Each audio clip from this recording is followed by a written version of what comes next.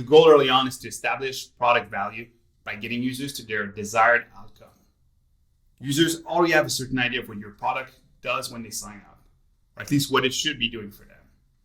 This idea is what customer success expert Lincoln Murphy calls the desired outcome. So what users hope to achieve with your product. You're looking to help new signups discover the product value and experience the aha moment. The moment of realization of value when they figure out that the product is valuable.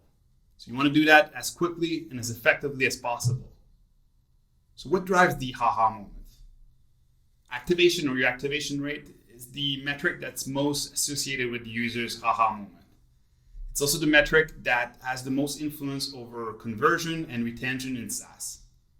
The more you understand, the more users understand the value of your product, the more likely they are to use it, rely on it, and be happy to pay for it repeatedly. The problem with activation and activation rates is that, unlike the other pirate metrics, so acquisition, revenue, referral, the metric is going to be product and business specific. In other words, you need to find your product's own and probably unique activation metric. I originally found Lander's activation metric by spending days comparing the retention cohorts of different app events. So people that do this action in the product have this engagement. People that do that action in the product have this engagement. People that do this and that have this engagement. Luckily, analytics tools like Amplitude now have built-in functionalities to help you get this data quickly. They do this by calculating the correlation coefficient between different actions. So for example, upgrading to a paid subscription and this specific app feature. So users who purchased the subscription and connected their account to Facebook. Users who purchased a subscription and used the product daily. It looks a little bit like this, where they give you a predictability score between different events. So this is a good way to be able to find the right way to create engagement or to create retention. In the end, it worked out. So it turns out that a certain number of song masterings had the highest correlation with long-term product usage and retention. A year later, we actually conducted the analysis as well, again, with better technology, and we came up with the same conclusion. So that's pretty good. So the same analysis allows you to find out which of your product's features are most correlated with conversions or long-term engagement, if that's the metric that you're looking at specifically. This can help you map your aha moments or the moments of realization of value for your users. For example, if your product was a smartphone, your aha moments might be quick setup, calendar and email sync, camera quality, video content suggestions, and easy app management. So all of these lead to me discovering how valuable and essential this product is to myself, to my work, to my life, to everything. So this together is also called by some people the minimum path to awesome, so MPA, the optimal path to the discovery of product value. So ideally, if your acquisition flows, your ads, your CTAs, your landing pages are well designed and set the right expectations, there will be seamless continuity between your acquisition and onboarding. If you have on-site onboarding, you also want to make sure that it tells one story, not four. So by having that continuity and like having that flow that is telling just one story, it avoids users being confused when they sign up, having wrong expectations, setting the wrong desired outcome. So this really helps with making the transition to using the product a little more smoothly. So what's the role of email in all this? So many businesses will start their email program with an email address confirmation email. So this can be useful if you get a lot of soft and hard bounces, so failed emails. But considering how straightforward and boring these emails tend to be, it may feel a little bit like a lost opportunity to engage with your users.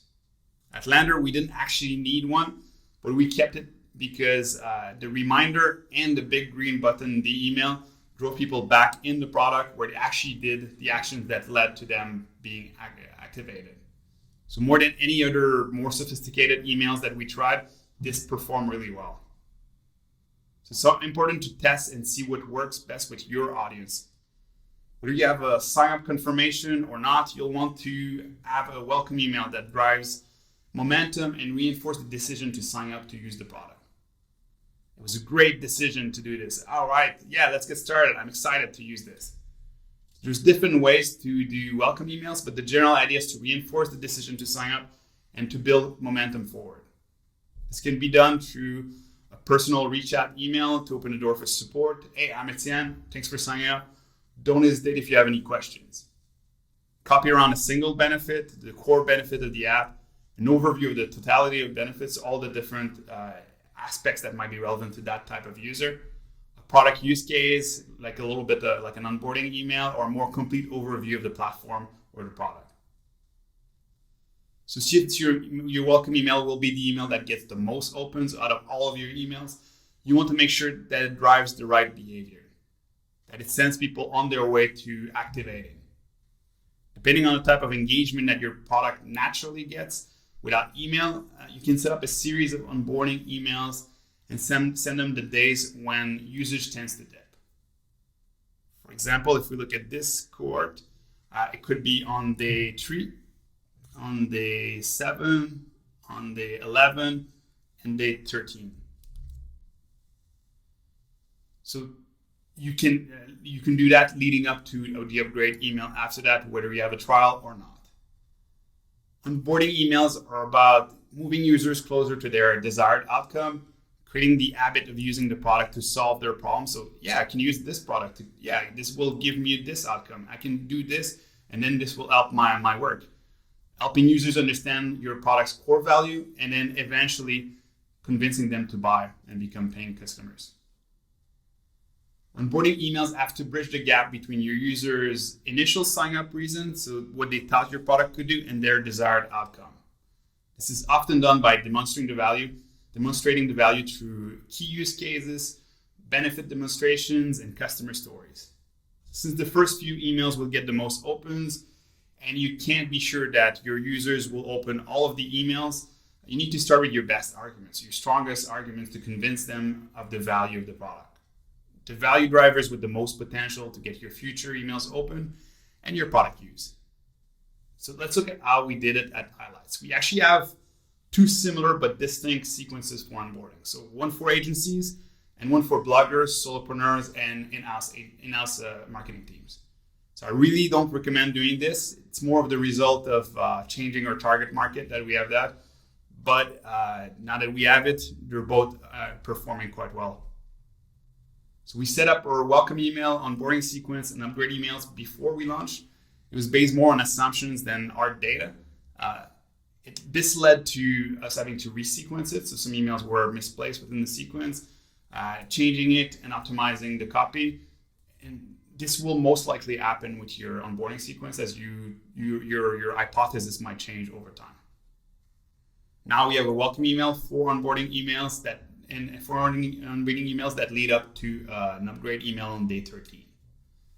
The aha moments that we're currently using, that we're currently focused on, are the simple interpretation of analytics, custom prioritization, so the goals from analytics, automatic prioritization. This used to be the first one, but we moved it back because it was not driving the right behavior at that time. And we have as well the program overview. So let's look at this specifically. So our welcome email is focused on the benefits. There's personalization, clear personalization. It's focused on the benefits and the first action that helps get them the value. So in this case, connect Google Analytics, HubSpot, or MailChimp. You'll get these benefits, and this will be great. The CTA drives them directly in the product where they can pick it up. And we have a clear CTA that delivers on the value that they're looking for. So this opens at 67%, clicks at 10%, and people do what we want them to do once they land in the app. So the subject line is this thing on, which really works well. Lowercase subject line, question, short.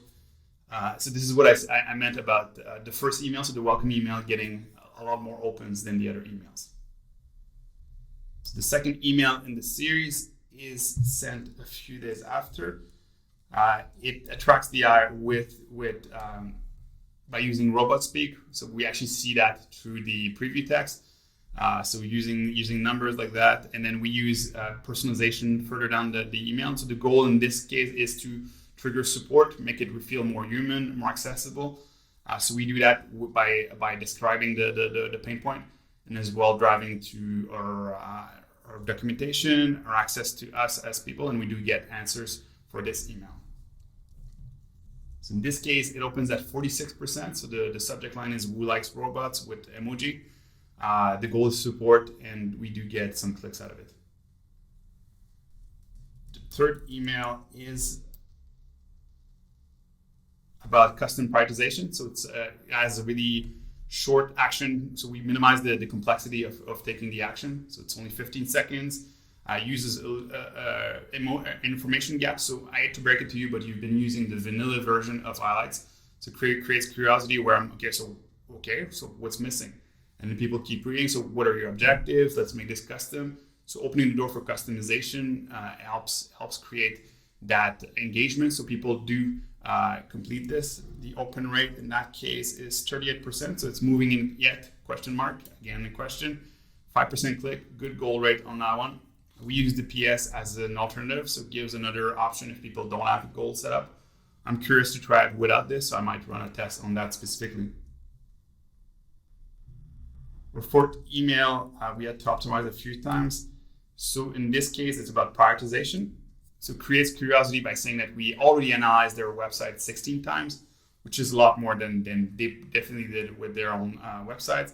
So this is what we did. So build up the value of what we did. And then we have direct links to different parts of the UI, and we create curiosity with the discover opportunity number one. So this is very custom and very personal. I do check it out, and then I get that value. In that case, it opens at 36%, 10% click. The subject line is "Here's how to make real progress," real with asterisks. So this is another way to attract attention in a subject line. There might be some needs to optimize this one in terms of the open rate and the click rate. So to look into this specifically. So the last email in our sequence before the upgrade is about the status, so the change tracking and the overview. So we use personalization within the body text. So that helps catch the eye a little bit. We have both a link text and a CTA. So we use CTA that talks about the value, the specific value that they're going to get by clicking this. We again make it simple in terms of the action to take. This one is the open rate went back up. In that case, it's 52% open. The subject line is "One place to rule them all." It has 10% click. So it starts with really eye open, slowly declines, and then goes back up. So there's some stuff that we should probably do there to improve the open rate of these the two preceding emails. So is our sequence perfect? Absolutely not. We can optimize it to make it better as we learn more about our users, about the emails, and the way they perform. But it's good enough for now. So a few things to consider when you're setting it up. You want to have direct links in the product as far as possible. So you have to consider the fact that there might be a login that's required. People don't always have their accounts connected to the product. So in that case, if you look at this specifically, if I click on this, it brings me to the login screen, and we use redirect afterwards. So when they connect, they actually get to the specific page that we were directing them at. So that's a good way to do this. For onboarding emails, a matter-of-fact tone helps build trust. It's often a good approach for early onboarding emails. So don't be too pushy. Everything's going well at this point. So this is your happy path still. This is your MPA. So once users start to show that they're underperforming, that they're not going to reach the goal, then you can change the tone a little bit. But for now, it's the happy path. Your open rates will drop, as I mentioned. So it's normal, but they have to sustain. So you don't want your emails to go, 60%, 10%, 5%, 2%, no one's opening. Until you start testing, email pacing will be more art than science. Typical pattern for onboarding emails is to send a welcome email on the day of sign up, and then follow it up the next day with an onboarding email. So you can send emails every other day afterwards. You can also use, as we mentioned, the retention cohorts to inform that decision. The performance will most likely be similar. The important thing is that you start from the top and start testing. So you want to set your welcome email live, see, look at the data and figure out how it's driving performance. Once it is, you want to add your first onboarding email. Once that one is as well performing and giving you the actual actions that you want on the website, you want to start adding another email and then go from there. So start from the top and then expand from there. At Lander, we found that if users don't become active within the first 90 days, fewer than 2 or 3% ever did. So it drove a lot of decisions in terms of how we handle people initially.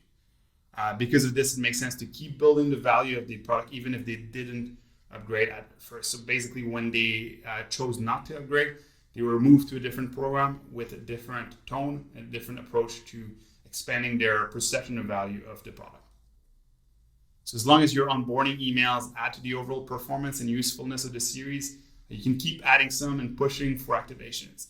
I said this before, but MailChimp has 11 onboarding emails, so you could do the same.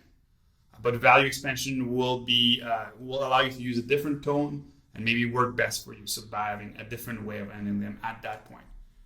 There you have it. So this is the best insights in terms of optimizing, creating your onboarding sequence. So let's make this sequence a success.